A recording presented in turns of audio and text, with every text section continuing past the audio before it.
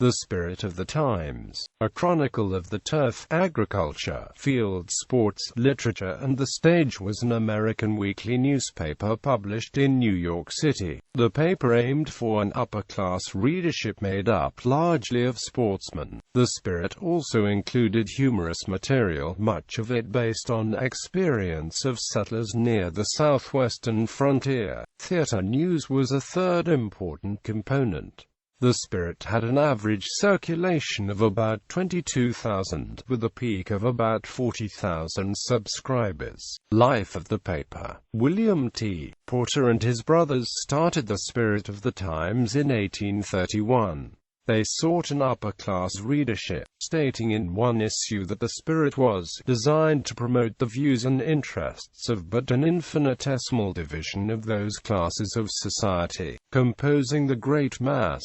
They modeled the paper on Bell's Life in London, a high-class English journal. Subscriptions rose from $2 to $5 in 1836, followed in 1839 by another rise to $10.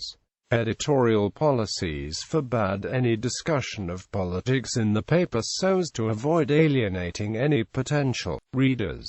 Nevertheless, some writers managed to have material printed that showed favoritism, typically toward the Whigs. The biggest breach of the no politics rule came in 1842, after the publication of Dickens's inflammatory American Notes. A wave of anti-British, anti-imperialist articles followed. By 1839, the Spirit was the most popular sporting journal in the United States. This allowed the Porters to buy the main rival, the American Turf Register and Sporting Magazine. By 1856, all of the Porter brothers were dead except William. The paper split at some point, one branch called the Spirit of the Times, the other Porter's Spirit of the Times. Porter died in 1858, and circulation of the two papers suffered. After the papers re-merged in 1861, George Wilkes bought the enterprise and tried to keep it profitable.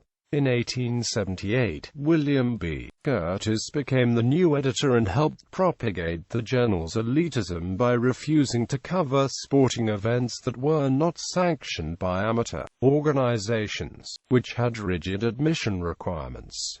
Sports writing. By the 1850s, the Spirit covered angling, baseball, cricket, foot racing, fox hunting, horse racing, rowing, and yachting. Boxing followed later in the decade. Porter printed all sorts of numbers and statistics, presaging the American sports obsession with such trivia. The paper helped to standardize horse racing by publishing horse weights, suggested betting practices, and offering efficient track management techniques.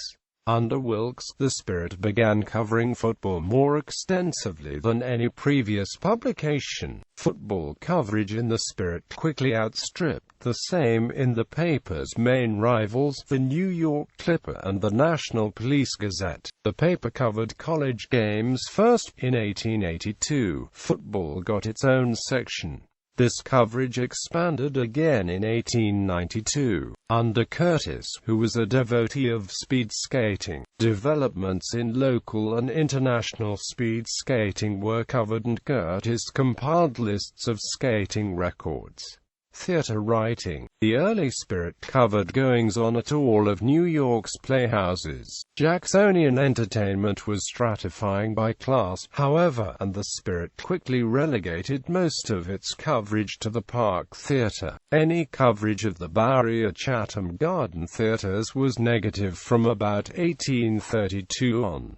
Porter wrote in 1840 that the Bowery is to be transmogrified into a circus shortly, the Bowery boys having lost their taste for the illegitimate drama, and they never had any other. Quote, he visited the Bowery on a few other occasions, and his reviews on it are full of mockery and derision. By reasonable computation there were about 300 persons on the stage and wings alone, soldiers in fatigue dresses, officers with sidearms, a few jolly tars, and a number of apple-munching urchins. The scene was indescribably ludicrous. Booth played in his best style, and was really anxious to make a hit, but the confusion incidental to such a crowd on the stage occasioned constant and most humorous interruptions. It was everything or anything but a tragedy. In the scene with Lady Anne, a scene so much admired for its address, the gallery spectators amused themselves by throwing pennies and silver pieces on the stage, which occasioned an immense scramble among the boys, and they frequently ran between King Richard and Lady Anne to snatch a stray copper. In the tent scene, so solemn and so impressive, several curious amateurs went up to the table, took up the crown, poised the heavy sword, and examined all the regalia with great care, while Richard was in agony from the terrible dream, and when the scene changed, discovering the ghosts of King Henry, Lady Anne and children, it was difficult to select them from the crowd, who thrust their faces and persons among the royal shadows. The Battle of Bosworth Field capped the climax. The audience mingled with the soldiers and raced across the stage to the shouts of the people, the roll of the drums and the bellowing of the trumpets, and when the fight between Richard and Richmond came on, they made a ring round the combatants to see fair play, and kept them at it for nearly a quarter of an hour by Shrewsbury clock. Humor writing. William Porter relied on amateur correspondents to cover sporting events across the United States. By the end of the 1830s, these writers had begun to submit fiction as well, including horse racing fiction, hunting fiction, and tall tales. The paper thus served as an early outlet for many American authors. Among the spirits correspondents who would go on to literary careers were George Washington Harris, Johnson Jones Hooper, Henry Clay Lewis, Alexander McNutt, Thomas Bangs Thorpe, and Jonathan Falconbridge Kelly. Many contributed anonymously, as writing was not always seen as a respectable profession. As these humor segments grew more popular, Porter sought out new writers. Among the humorists he published were Joseph Glover Baldwin, Augustus Baldwin Longstreet, and William Tappan Thompson. Many of these writers concentrated on southwestern humor, that is, humor relating to Alabama, Arkansas, Georgia, Louisiana, Mississippi, Missouri, and Tennessee.